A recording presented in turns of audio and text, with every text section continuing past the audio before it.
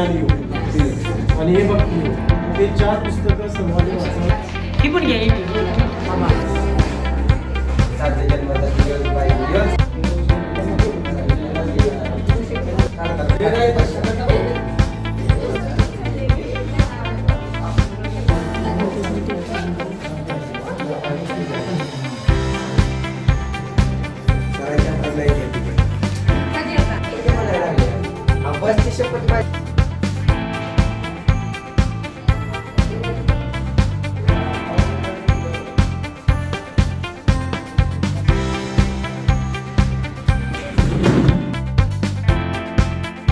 आज फार महत्त्वाचा दिवस आहे.